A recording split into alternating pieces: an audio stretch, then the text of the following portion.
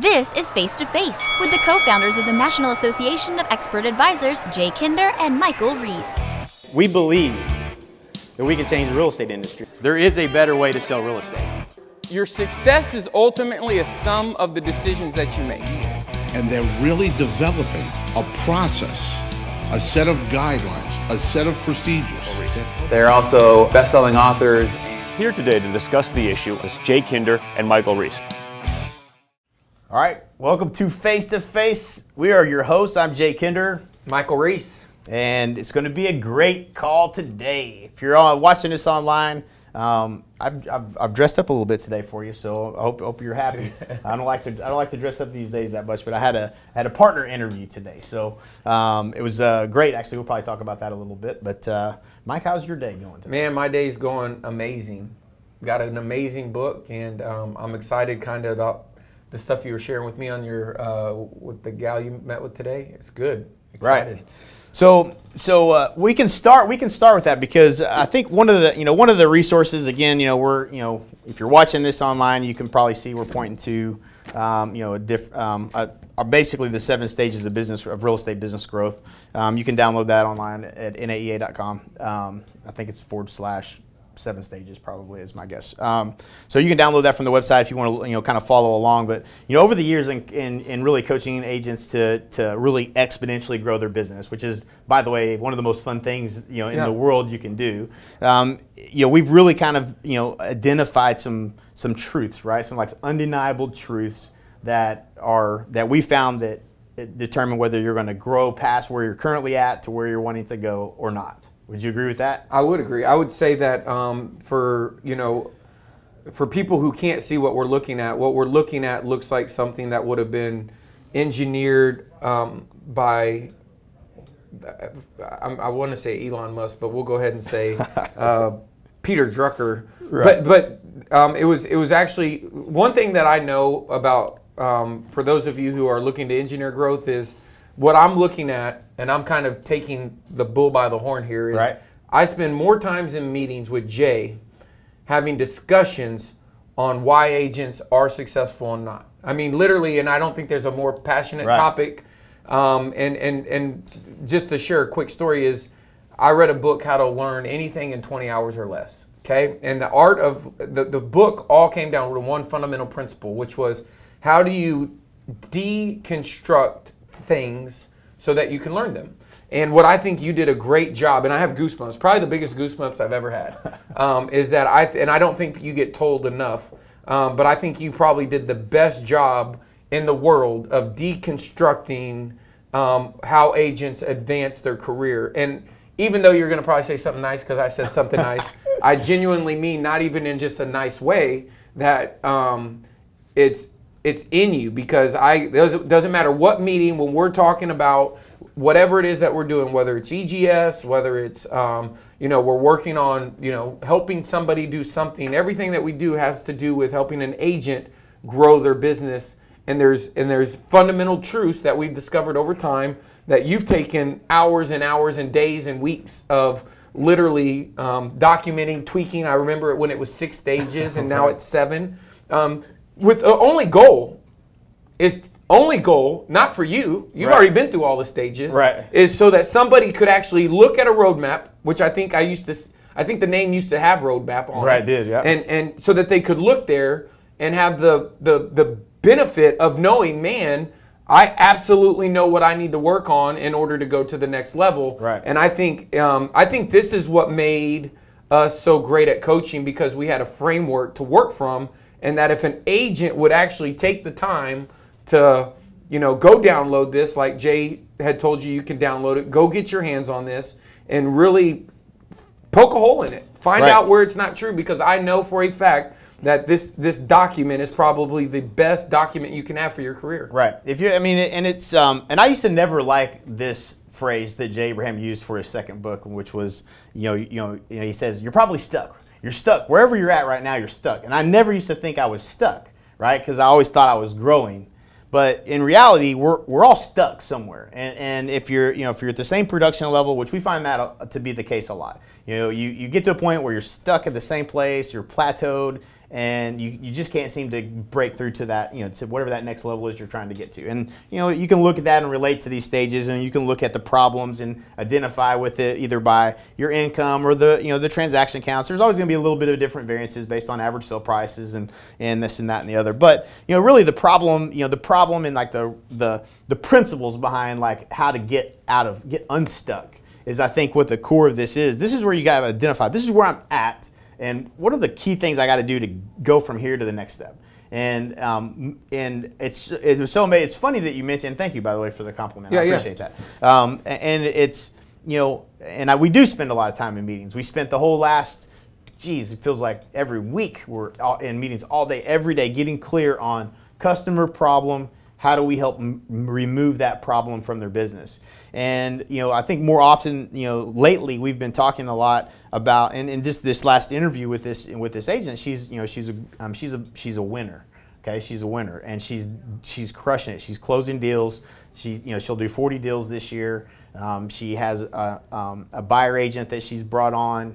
And she's trying to grow to the next step. She's really trying to go from the grower stage of doing 26 to 48 transactions to the hustler stage of 49 to 80 transactions. And I can tell you, if you're a hustler, when you get to that stage, the days are long and weekends are work days. You know what I'm saying? Like, you are hustling if you're at that stage. If you're stuck there, right? Like, if you're stuck there, that's usually what it's like. And there's all of these things that have to happen. It's funny. I asked her.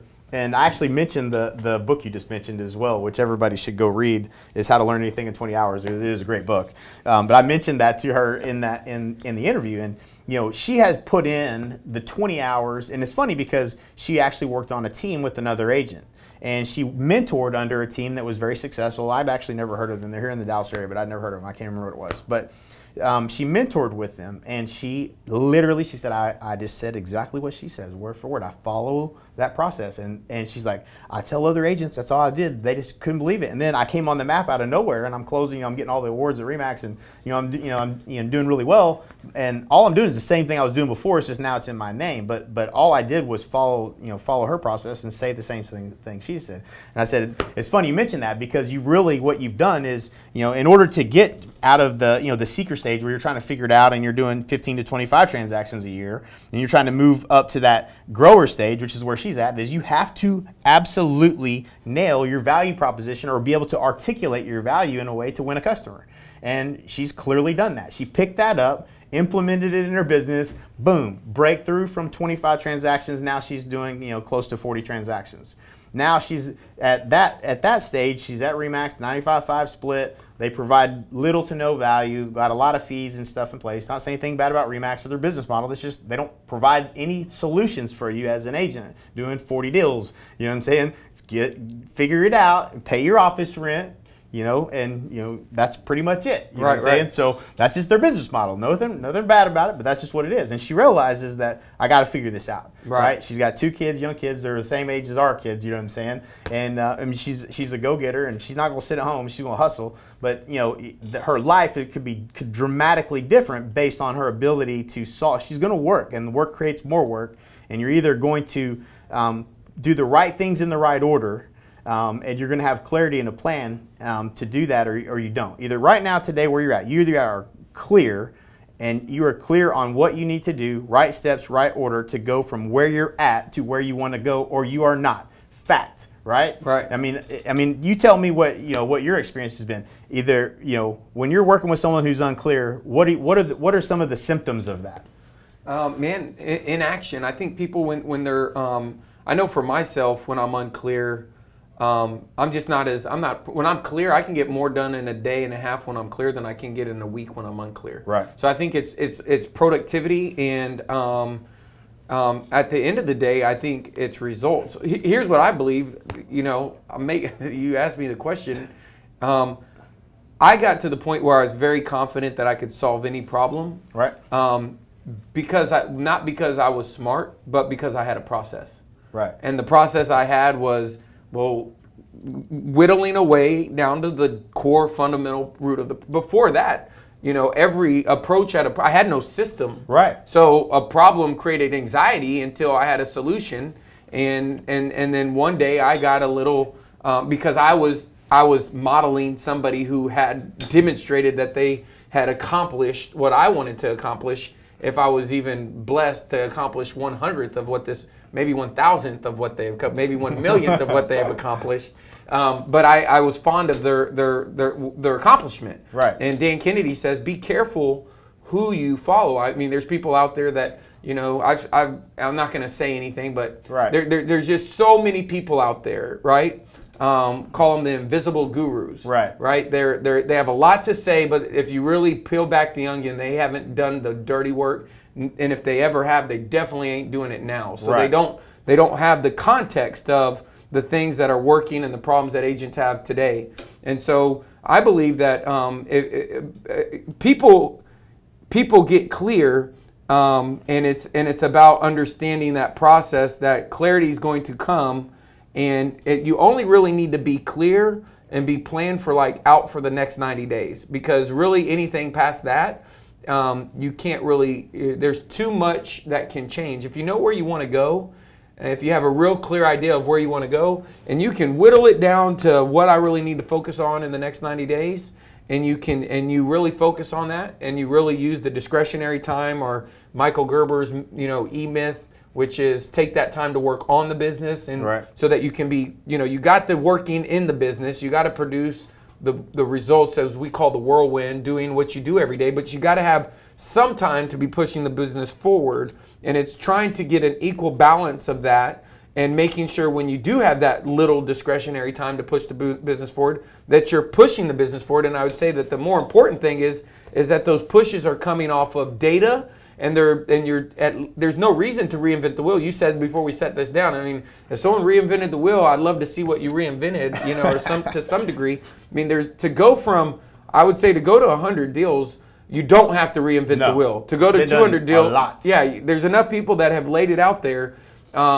You could, I have to say this just because we're on a podcast and we can say whatever we want to say. It reminded me of the X Games. I watched the very first X Games. The very first X Games was like a 6 foot half pipe. Right. And the gold medal, if you would have saw the gold medal winner, dude, yeah. It was like, I know that we probably did what he did. Not literally, but very close. Right. I mean, it was like 6 foot, and he came off the lip maybe 1.5 foot.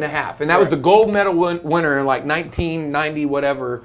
And then you go, and they showed the evolution of the game. Right. And now, you have guys, 30-foot walls and people going up in the air 30 foot and doing things that have never been seen before.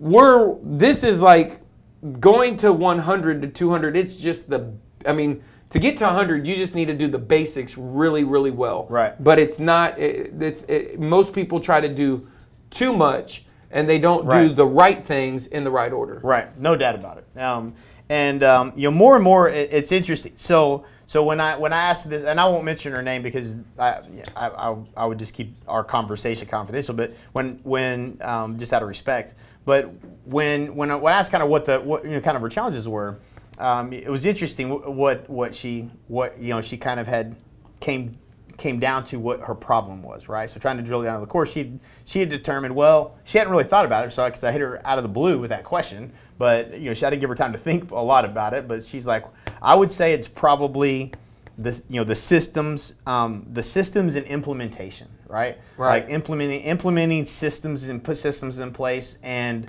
technology. It was exactly what she had said. And then she said probably training my buyer's agent, because I tend to be spending a lot of time. I lost my last two one or two that she had because they just weren't not wired like she was, not doing what she would have done. She's got a great agent now that's doing really well, but there isn't a system for managing manage that process and all that good stuff, right? So obviously, right? So now hindsight being 2020, if you was to look at being at the growth stage, bringing on a buyer agent, it's one you can build the business a lot of different ways. Do you want it, but the filter you want to run things through, because what's the most dollar per hour work that you can do? You look at the 9 box, the upper right hand corner, the highest dollar per hour activities, $1,000 an hour work is being face to face with the client, right? Right. And in today's market, at least here for sure in DFW, I mean pretty much everywhere I would imagine, is that being face to face with the seller. Right, so if I can be face to face with a seller, great. If I'm face to face with a buyer, I might be writing 20 offers. Right, you know what I'm saying. So you still being face to face is the best thing you can do, dollar per hour work, right? There's no doubt about that. Right. But if you hire an agent too soon, what happens is now what are you doing? Now you're spending $2,500 a month on Zillow leads for buyer leads, and you're not calling those the leads. Your agent doesn't do as good a job as you. You're not getting as good a return on investment. Your agent isn't closing as much. Now you're following up with your agent and you're focused on that, and you're not actually face-to-face with more clients. So strategically, maybe a little too soon at the grower stage to bring on a buyer agent. Not saying it can't be done, but it's probably not the best move, right steps in the right order to grow in the business. You probably have a couple of admin you could probably put in place that would keep you face-to-face more, or just if nothing else, focus on that marketing budget towards getting more listings, and staying on the focus of getting listings and staying face to face. And then those buyers that you get are real buyers because they call it on an active listing, and you can go sell them that house or the house down the street. You know what I'm saying? And you can double end all those deals, keep all the money, right? So, and you didn't have to babysit anybody. Right. So, anyways, I get a little passionate about that. Yeah. But that's that's the struggle, right? Is it a bad idea? No. But you said something that reminded me of a quote that I love, and it's listen twice. First, to what's being said, then who's saying it. Right. And there's just no question about it. There's too many so-called gurus out there that are doing podcasts or have an idea, or in your office agents that tell you should do this is working for me, and they don't have the data to back it up. They don't have the credentials, they don't have the proof, or they're just trying to be helpful and nice and try to help you on what they think or what they've heard. But show me the data. Show me the math. If you can't do the math and show me the data behind what you're saying, then I ain't buying it. Ain't gonna do it. Right. So I think that's the thing. The mistake that a lot of times happens is you're in the office and a bunch of people telling you a bunch of different things that are working, and you're trying to piece it all together and figure out, well, that sounds like good. Maybe I should do that. Okay, I'm gonna do that too, man. I've been busy. I hate working with buyers. Let's get a buyer agent. You're doing all those things, but you haven't really thought through what's the real problem and how do I reverse engineer the right things in the right order in order to grow the fastest and net the most amount of money as you move through your career in doing more and more deals, right? Right. Yeah, absolutely. So anyways, that's all I got for Dude, that. I love it, man. And it made me think of a couple different things, but I definitely think that what I see is early on is it's really, if you want to say, it's really nailing your ability to get a customer. And it's what happens is, when I look at the 7 stages, and this is really when to be truthful, it was when it was 6 stages. I remember looking at it and thinking, if you divided a line down the middle of the stages, it's kind of like 0 to 48 transactions is the first 3 stages, and then at 49 to 300 plus is the last 4. Right. And up to that 48 stage, the first 3 are solarpreneur, seeker, and grower. And what I remember is, when I was in the first stage, what I was trying to do was I was just trying to get deals. Right. And then I was trying, there was a strategic point where my deals being closer meant, first of all, I'd take a deal anywhere. Right. So if I went on a listing appointment and I got it, and I drove far, it didn't matter. It didn't matter as long as I got it. That was my, my success. Face to face was didn't matter where it was. Didn't matter where it was, and to be completely transparent, I valued buyers because I think there's a threshold of revenue you have to make in order just to be in business, and therefore the pain of not having a closing. And I had a call today with a guy, successful agent, and we were having a conversation with his lender. And the thing that I would want to challenge everybody right now going forward, this is just my opinion. This is how that conversation started. You can think I'm making it up, but it didn't. This is exactly what it came down to. I was on with a lender, a smart guy, right? 18 people, people making calls, and he wants to talk like I like to talk, ROI, right? ROI. At every stage of your business, you have two fundamental You have two fundamental things that you can invest. You can invest your time or you can invest your money. Yep. And when you're at the earlier stage, you're investing a lot of your time. Right. But what happens is as you start to get leverage, money provides you leverage. Your time is not leverageable. Right. Your time is hard to leverage. You can leverage your resources, right? You can leverage your money, but your time is a little bit more difficult in the context of if you're trading your time to try to get transactions. Right. Because you have to trade it to make the calls. You have to trade it to be face to face.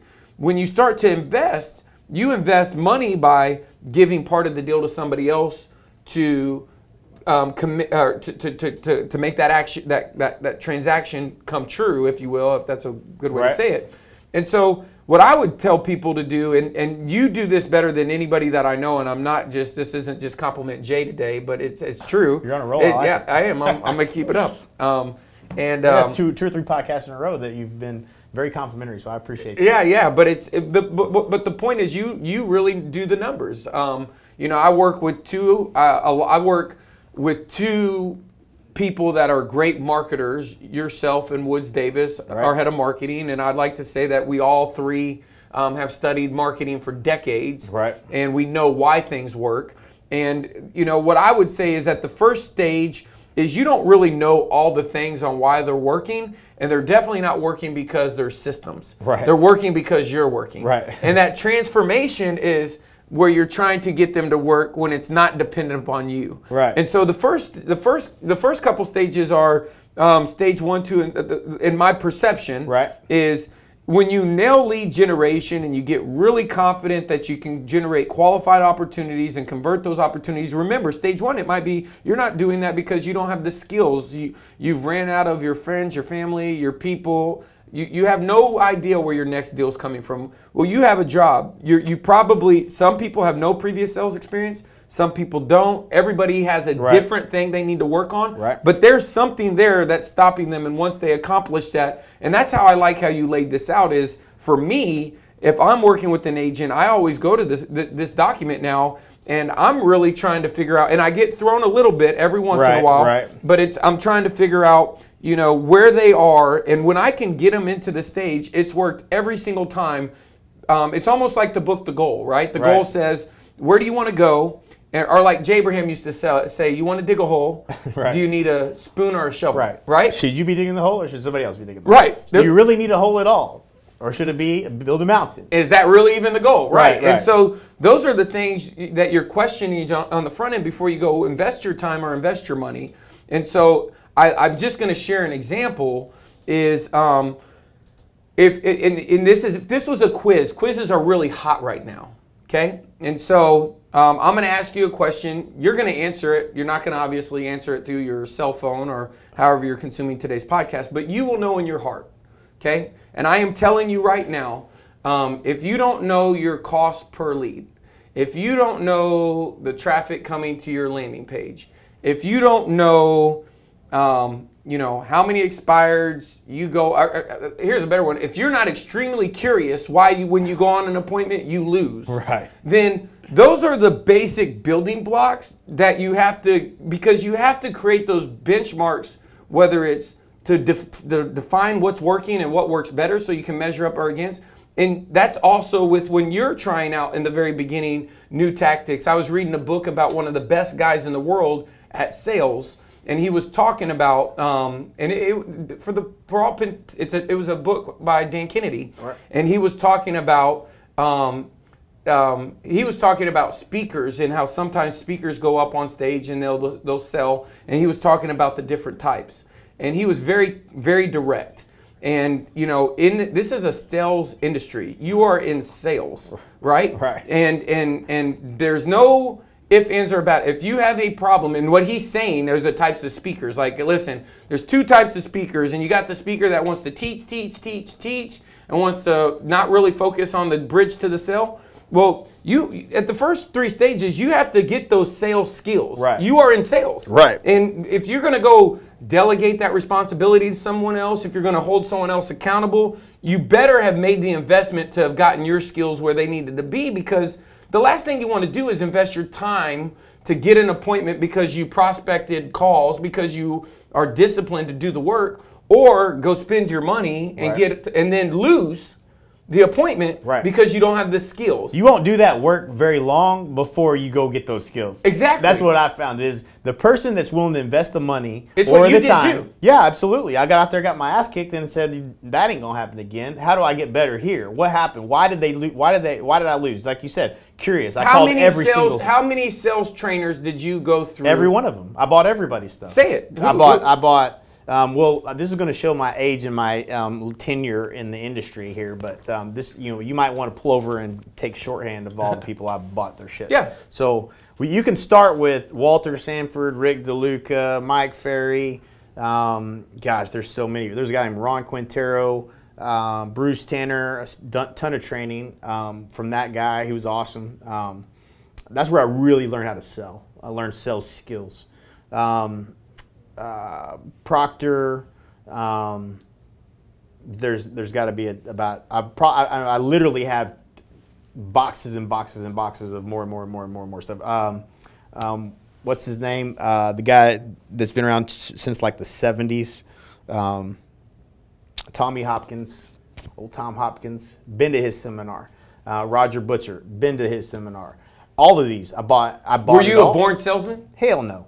No, I was a born clown. I was born a clown to clown around and crack jokes, and that's just who I am. I like to have a good time. So that naturally probably you would think would translate over well to real estate, but it actually didn't because I didn't know how to sell. I never sold anything. I mowed yards. You don't have to sell my dad on letting me mow his rental yards. Nobody else would fucking mow them for him. Right. So like I didn't have to sell anything. So I get in real estate. I immediately had to learn how to sell, and I didn't know how to. I wasn't trained. Right. Like and so what you're doing and first of all, to sell you have to have somebody to sell to, and you have to learn to sell. And right. Then when you go to the next thing, you have to learn how to train salespeople, and you have to be able to provide them with enough things to sell. By the way, that probably, and I'd love to get your opinion because I know you are maybe the best salesman on the planet. That's no bullshit. Like, most amazing person I've ever seen from a sales perspective. You're great, right? You know you are. But the question that I would say, it's hot in here. The question that I would ask is, and this is what I learned, is when I had to start teaching sales was when I really became good at sales. Right. When I had to actually uncover the principles behind what worked. Deconstructing it was when I became really good at it. So, having agents was actually good. That was a good drill for me because I had to teach. And actually, as I went through some of these different sales trainings, and you had to learn. Yeah, I had to learn. I had to make sure I knew what I was doing, and getting that customer feedback was the other piece of that I would say that was the most valuable. Was, hey, you didn't hire me. Why? Well, it wasn't because they gave me an objection and I didn't handle the objection, or maybe there was like, oh, I need to think about it or whatever, and I leave and it ends up listed with someone else, or someone goes on the appointment, they call me and say, oh yeah, we're listing with so-and-so before I even get there. Those are all problems that everybody has, but if you ask 9 out of 10 agents, it's interesting what they'll say, well, I close 90% of the appointments I go on. And it's not true. It's actually completely not true. And I'd ask anybody who's listening to really check yourself if you think that you're closing 90% of your appointments, because you're not counting the times that you've lost, the ones that you're lowering your commission on, the ones that you didn't get, 2 weeks later listed with someone else. It feels like you get them all, but the reality is you're losing a lot of money. Probably, there's a lot more opportunity there that you've actually met with people where you didn't actually close the deal. And once you learn a process and you learn the skills and follow a process, you can really master that to a level where you're not spending any more time. You're spending the same amount of time. You're just actually getting paid more per hour because you're much more efficient and effective with your sales skills. Yeah, I love that. So at the beginning stages I think once you start becoming, it's one of those things that when you start adding people to the business, it's almost like you start playing a different game. Oh yeah. Right? Yeah. And that becomes very important. So for somebody out there, and I'm just more, when you're at, I know for me, one of the biggest stage moves was getting my first assistant or making that first hire. Right. And that was huge for me. And I think what people don't realize is that all of those things, I shared this with you the other day. The biggest get for me was I read a book, The Millionaire Real Estate Agent, and it changed. There was one mental model in there that completely changed the way that I looked at things. And so the reason I'm sharing this is because I know your perceptions, your reality, and I've met people at every stage. And typically, I think the people who unfortunately think they have it all figured out, which I know a handful of those people, they're happy. Complacent, content. Yeah. They're good. They are the hero in their own story. Right. Right. They are the hero of their own story. They got a cape. They go home. They get to buy dinner. They pick up the check. You know, whatever victory was. But it doesn't mean that they like literally are leaving a legacy and literally are doing like. To me, I feel a different accountability in life. I don't feel an accountability to amount of money. Right. I feel an accountability that I leave it all on the field. What does it? And so I don't feel good whether I'm at stage 1 or stage 7. I know no one else has to know. I know if I'm giving it. I mean, you know when you're giving it your all. And so for me, whether it was real estate or it was selling something else or whether it was building a building. You know, I'm going to be all in and try to figure out how to win based upon where I am. What I think is important for people to know is what I've identified is you have to remain coachable. You have to be, you know, no matter what state. We started when me and Jay first started talking about wanting to help agents. We were really, I would say 99% real estate agent, meaning we were actively running teams and we were getting on a plane and we were having a conversation. We were just starting to where we were helping other people in this. And we talked about, we thought everybody should be successful. That it was irrefutable that real estate was actually real simple. Right. And that we were actually having a conversation about a specific individual who the night before was just not getting it and making it harder on themselves. Right. It was their own thinking about what their problem was. And there was like 8 people trying to give them the exact things to do that me and you knew were true. And it was like, at the end of the day, all you have to do is be coachable. If this person would just listen. It was like dealing with my wife, trying to coach my wife is what it reminded me of. That does not work, by the way. Husband or wife, if you're listening, doesn't matter. Try to coach your spouse. That shit doesn't work. Right. It doesn't work. It is literally one of the hardest things in the world to try to do. Yeah. So that but dealing with that kind of person, and I know exactly who you're talking about. It was one of the most painful. I mean, I teared up. I was so frustrated. Well, like I can help you, but you are not coachable. And I can't do anything about that, and you're going to suffer, and I can't do anything about it. Right. Right? Like, that sucks. It's almost like the book you were telling me about. What's that? What got you here won't get you there. Right. Right. And so just, you know, at the end of the day, I think that I know I adapt one model is no matter where you are at each stage, I believe anybody can go to the next stage. It's simply you haven't learned something yet.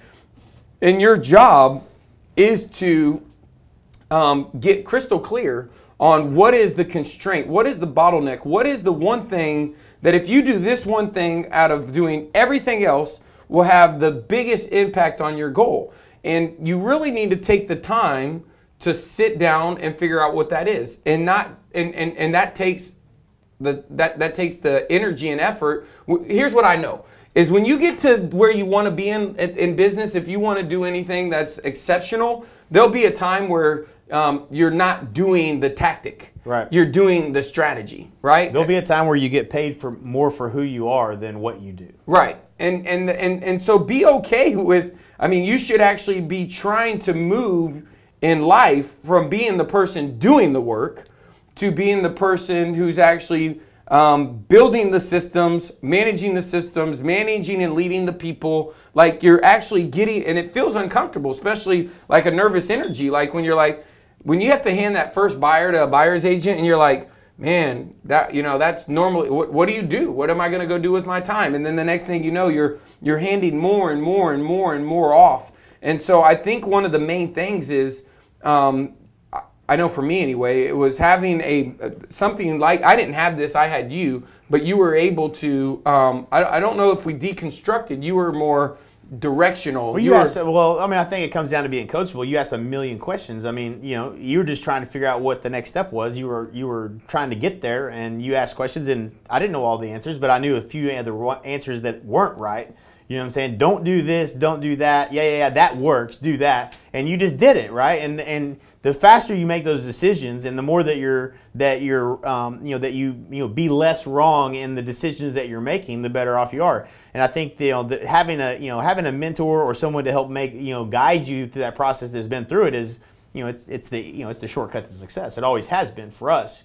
And that's what coachable is being about. I mean, you can assume you have it all figured out, but I can tell you you're going to hit the wall. You're going to hit the wall, and life's going to suck. because you've got too much ego. So you gotta check your ego at the door and say, where am I wrong? And you say this all the time, and it's one of the most valuable things that you can really just grab onto that. Like, where am I wrong? What am I not missing? There's a lot of ways to do anything. But what are you missing in your thinking? Where are you wrong in your thinking? And unfortunately in real estate, I think this is just something we've been fortunate enough being working with Jay Abraham in a bunch of different industries, and having a different company, and working in from coaching business to technology business, like all of these different experiences that we've had, that we're stacking up and learning lessons along the way. You start to learn. You look back at our real estate business. Well, no wonder we made bad decisions. We never had the data because we were spread apart in 10 different platforms and 50 different Google spreadsheets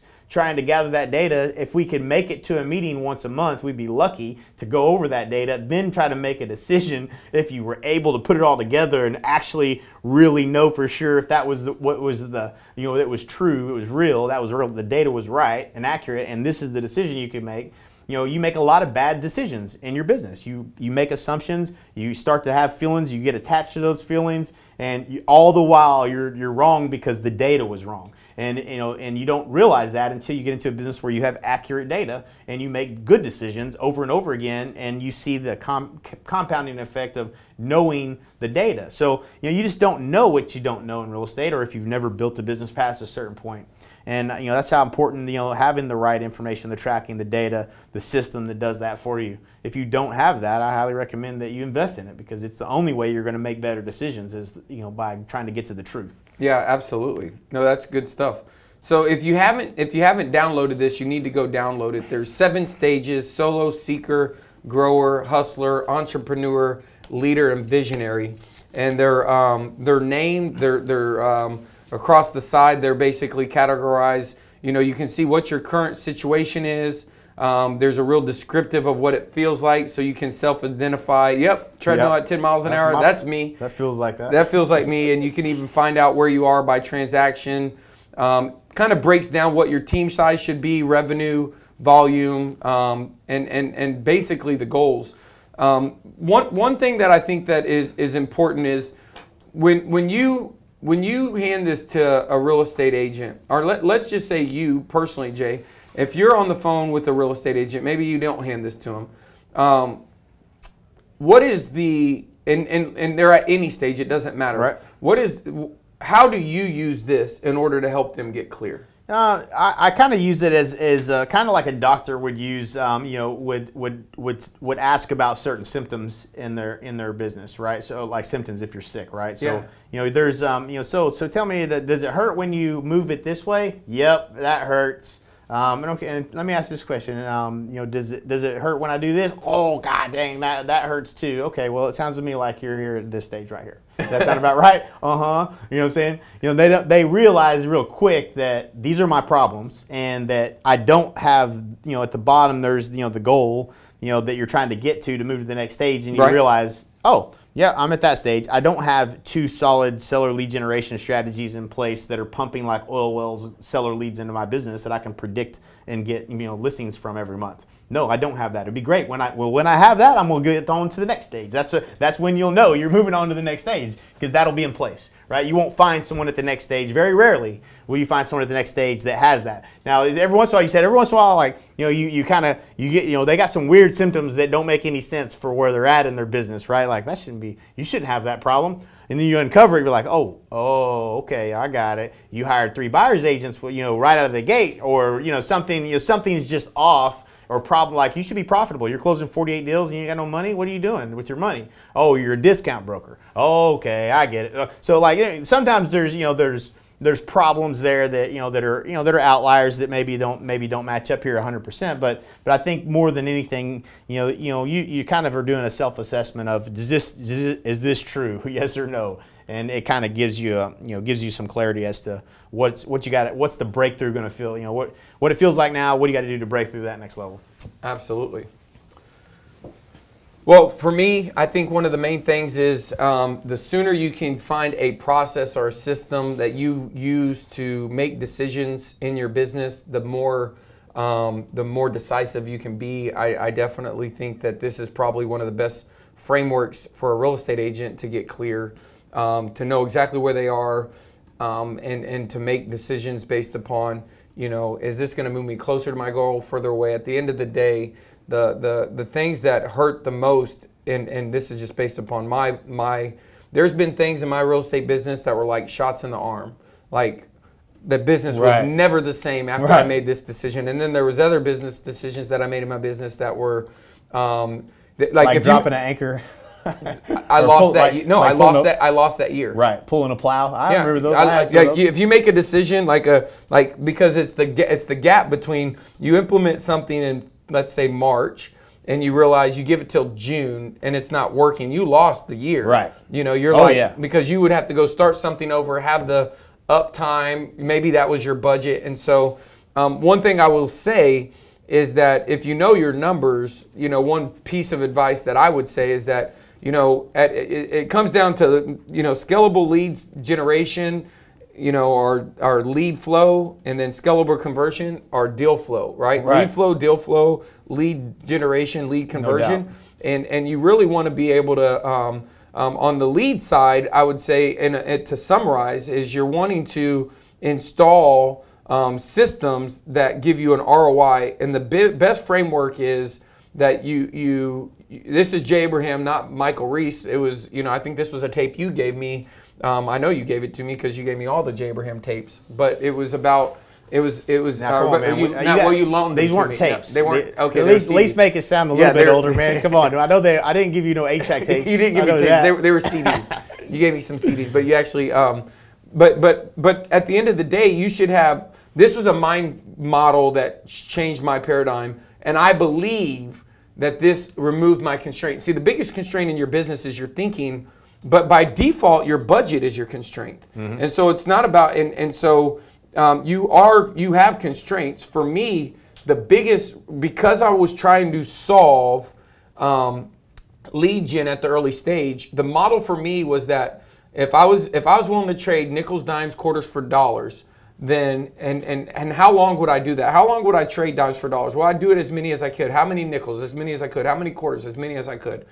If that's the truth, then your goal in marketing is to identify those things and install them. Mm-hmm. And some people, they do things and it's like, yeah, I used to mail expireds, but I stopped doing that. I don't know why we stopped doing that. Right, it was working. Right, and it's because you didn't install it. You have to install it. That's a great so point. that it's there. You have to put the processes and systems so that it's installed, and then move on to the next one. And your goal is at the first stages is one of the things when you're in control of the conversion and it's really up to you and you're trying to install those systems and get to those higher leveraged activities, staying face to face, if you will, is your goal is to really go out there and test. So you have a testing budget, and your testing budget is the budget. The things that are working should be never stop doing. Yeah, they should be unlimited. I mean, if you know that you run a campaign on Facebook and it costs you $232 to get an appointment, and it takes you, for every 2 appointments, which would be $464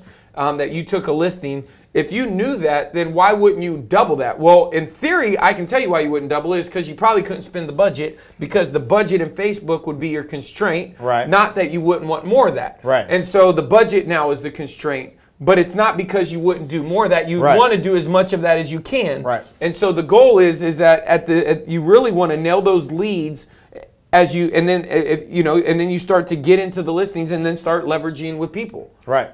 I guess I just said the book. Actually, I didn't mean to, but but that's the point. Right. Yeah. That's it.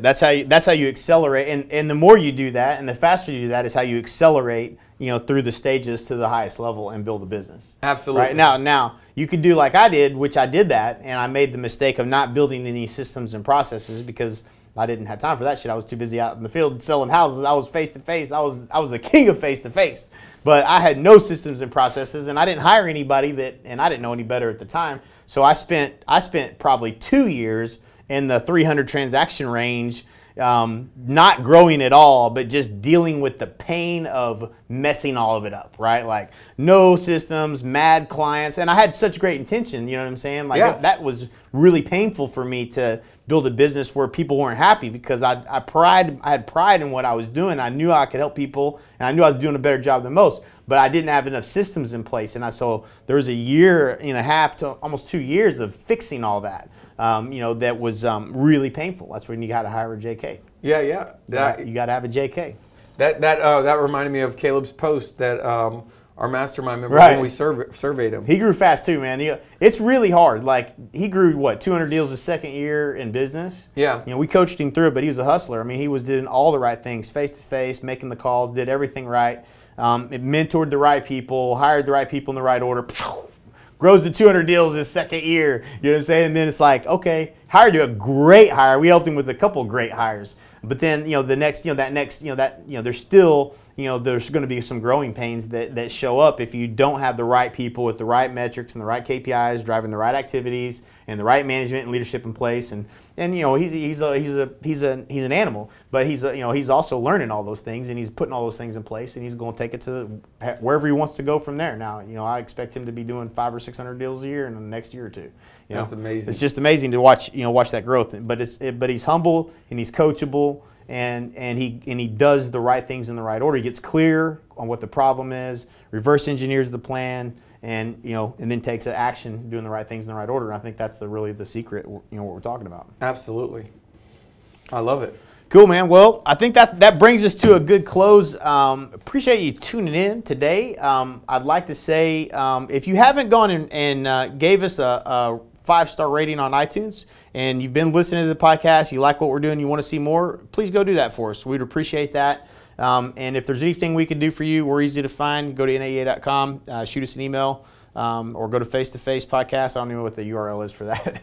It's face-to-face-podcast.com. And you can find us on there. Leave any comments, questions, any way we can help you with your business. And as we always say here at NAEA, we will either see you at the top or from the top. Make it a great day.